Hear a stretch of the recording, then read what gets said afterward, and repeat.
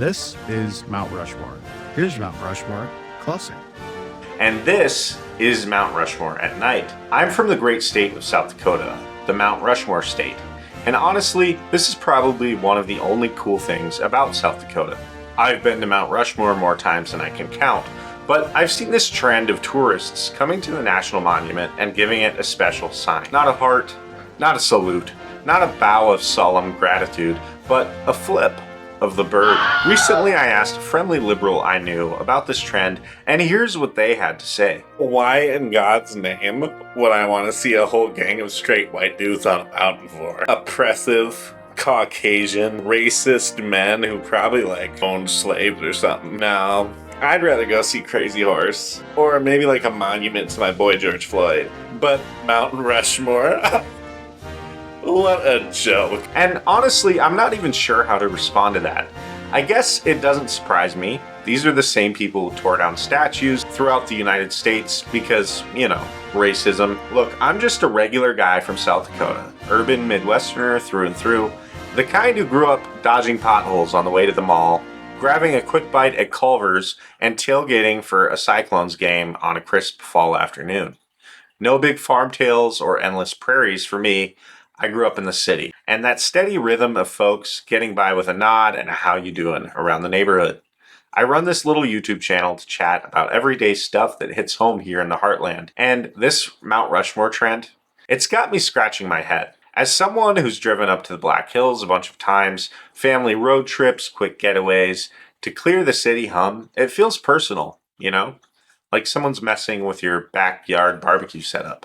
That mountain's no small potatoes. Gutzon Borglum and his team started carving up in 1927, spending 14 years dynamiting and chiseling through the worst of the Depression and into World War II, turning granite into those 60-foot faces that draw over 2 million visitors a year. It's a national sight for crying out loud. Washington, the guy who kicked off this whole independence thing, Jefferson with his big ideas on liberty that still echo in our courtrooms, and Teddy Roosevelt, who stood up to the fat cats and helped make spots like this public for us regular Joes, and Lincoln, who pulled the country through its darkest family fight. Standing there, you feel the weight of it all. The good breaks, the tough breaks, the story of a nation that didn't quit. It's what pulls us Midwesterners out for a drive, that mix of pride and quiet reflection, like nursing a coffee at the diner after a long week. But then you scroll through your feed and bam, tourists treating it like a joke, flipping the bird in selfies with captions full of snark. Decolonize this rock, or whatever. I get it, social media loves a hot take, but come on, it's a national monument, not your personal photo booth. You're on ground that's been sacred to the Lakota for generations, built by American hands through sheer elbow grease, and your response is the middle finger. That's the kind of disrespect that rubs us the wrong way here in the Midwest. These places are shared, ours to visit, to teach the kids about, to just sit with for a quiet minute without the drama. The response from our friendly liberal, that stings a bit.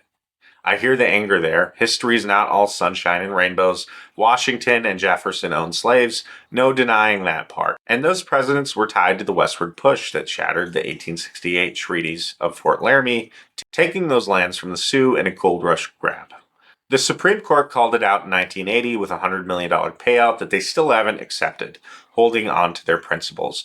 And the Crazy Horse Memorial, just 17 miles away, and carving since 1948, is a powerful flip side. 563 feet honoring a Lakota leader fought back. All on private funding, no strings. And George Floyd memorials, like the one in Minneapolis, I get that they're responses to pain that people feel in this country, even after the rest of the country dealt with vandalism and cities burning to the ground. The Indian Museum at Rushmore gets into a lot of that. The treaties, the displacements, the full picture without the fluff. We don't shy from it here. We talk it over like neighbors, piecing it together. What surprises me less is how this ties into that 2020 wave of statue removals. Over 160 gone in a few months, says the Southern Poverty Law Center. This started with Confederates like Lee in Richmond, which plenty of us get, but snowballed to Grant in San Francisco, Teddy in Portland, and even Lincoln in some cities over the Dakota War stuff from 1862. No debates, just crowds with ropes and fire. Look, flaws are part of any country. Slavery broken promises, all that weighs heavy. But as conservatives in the Midwest, we figure you face it square. Amend the rules, push through civil rights laws, keep voting and volunteering to make it right. But smashing history wholesale, that's not fixing. That's frustration without the follow through. It's like complaining about the potluck spread, but not bringing a dish to share. And what really gets me is the hypocrisy in it all. These folks railing against oppression from their safe apartments, posting away on devices that trace back to the innovations those founders sparked, then acting like America's the villain in their story. But pack up and leave? Nah. Why? Because they know, same as we do, this is the best place in the world. Where else do you get to speak freely without watching your back? Start a side hustle like my channel without red tape strangling it, or flip the bird to a national monument. Try that in another country. But do you love America? Yes, I do. I hate America.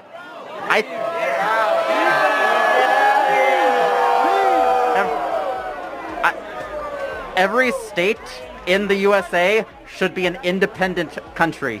What do you think of this? Well, I just first have to ask, since you hate the country, do you plan to leave? What do you mean by that? Do you plan to go live in another country? No, I do not. America is the only country where even those who hate it refuse to leave. That's how you know you live in a great country. These people stick around enjoying the freedoms, the opportunities, and the sheer decency of a place where folks still hold doors and mean it, but they still complain. If you've got complaints, fine, air them out, add your voice to the mix, but trashing the monuments that remind us how we got here, that's low, even for a bad day. I've popped up to Rushmore enough to know the pull, grabbing an ice cream cone at the visitor center, watching the lights come on at night when the faces just glow, making the city worries fade a bit. Families milling around, kids asking questions, the sense of we're in this together. It's not about ignoring the country's rough history, it's about building on it, layer by layer. So to the bird flippers, ease up, take a breath, maybe chat with a park ranger instead, or just go to the Crazy Horses or the Floyds, because I'm sure, the statue of George Floyd in downtown Minneapolis is pretty safe. But respect the Rushmore that's already there, standing steady like us Midwesterners through blizzards and heat waves. We're not perfect, no argument, but we're free to work on it. To gather with friends over a cold one and figure out the next step. That's the Midwest way. Practical, persistent, and proud without the pomp. God bless the Black Hills, God bless South Dakota, and God bless America, where even an urban guy like me can get his voice out there and talk about what matters. If you enjoy this video and would like to see other YouTube commentary, be sure to smash that subscribe button, hit the bell notification to stay tuned, and if you want to see other content, check out my content library in the description below. Let me know, what state are you commenting from? And is there anything in your home state that has you fired up? Let's hear it.